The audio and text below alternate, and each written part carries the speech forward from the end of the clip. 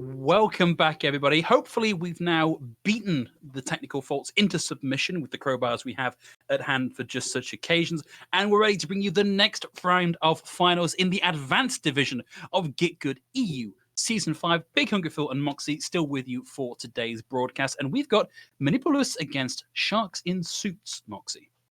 Yeah, so going from match history, this should be a walk in the park for Manipulus. They've met Sharks in Suits twice, and twice walked away with a 3-0. But if we went by match history and that last series, Phil, we would be looking extremely foolish right now, wouldn't we? Because and we kind of walked away with the 3-0.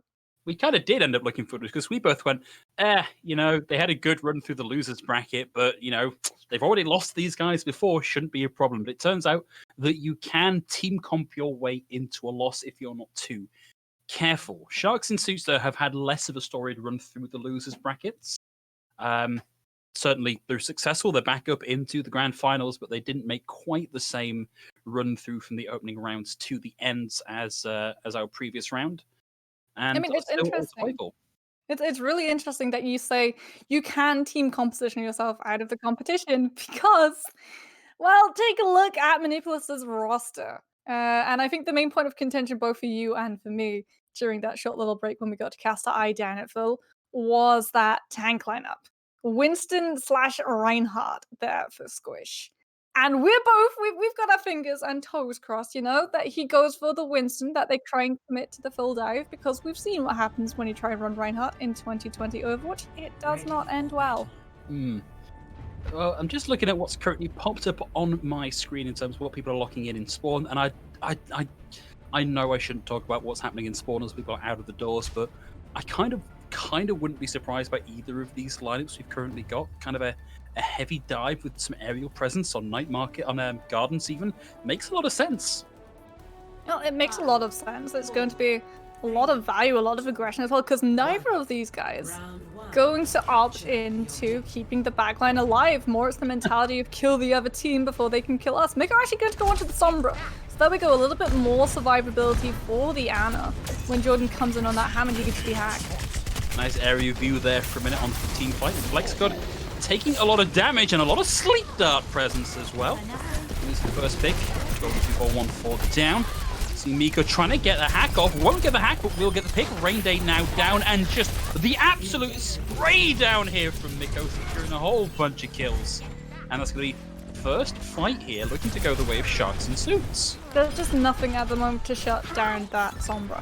Rainy Day is going to be swapping onto the Widowmaker, but now you've enabled the Sombra even more, because she can just get in close to you and then clip your head off with that nail gun.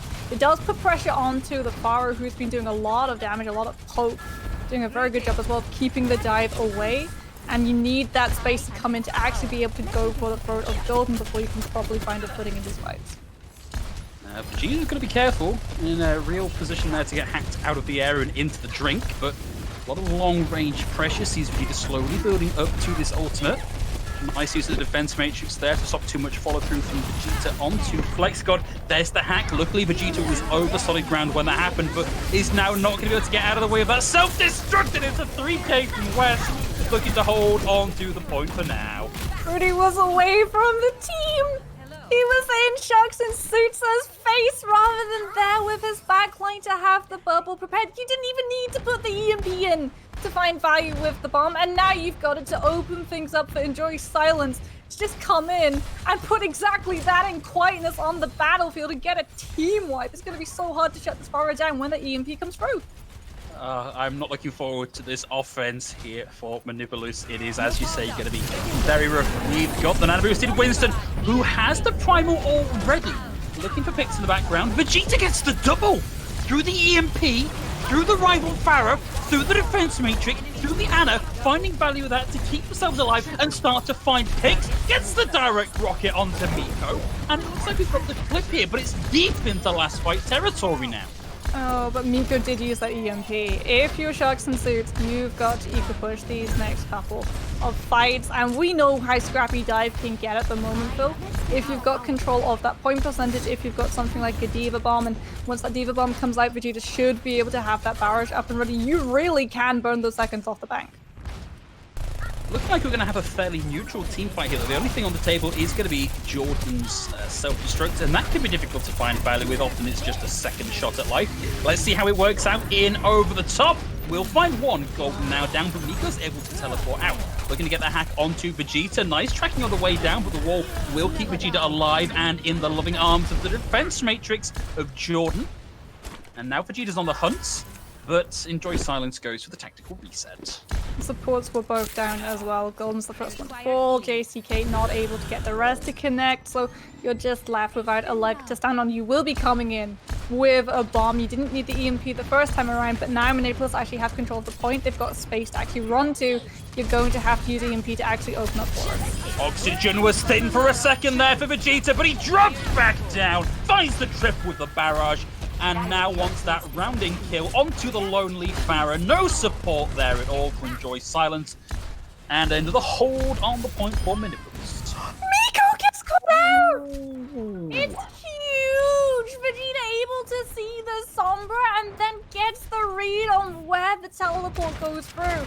And if you're Sharks and Suits, you need that EMP and you need it fast. It's approaching Final Fight territory. And Manipulus with this Primal, with this Bob, with this now, they've got a whole lot of prolong. There's the EMP, it's a big 'em, catches 4, and the self-destruct combo from West will get D-Mech the pick onto Fruity here. You see the Nano Boost coming out as well onto Enjoy Silence. Miko flipped up into the air by the Bob, can't get the hack. Still got the hold here for Manipulus, but they're looking thin on the ground for now. Cap eventually comes through for Sharks in Suits, and there's nobody there to really keep this going. It's down to Fruity with the Primal Rage to do everything they can to keep this going that little bit longer. Hack comes through onto Jordan. Barrage from Enjoy Silence. Gets Jordans. And this is looking good for a first cap here on Sharks in Suits on Li Jiang. Oh, that Sombra play was actually so large. But Phil, that Sombra play was so large, it's apparently interfering with our own tag. That's unfortunate. Okay, guys, while we try and iron this out, we're going to throw it to a quick break. Hopefully, we'll be back before the first bullets start flying.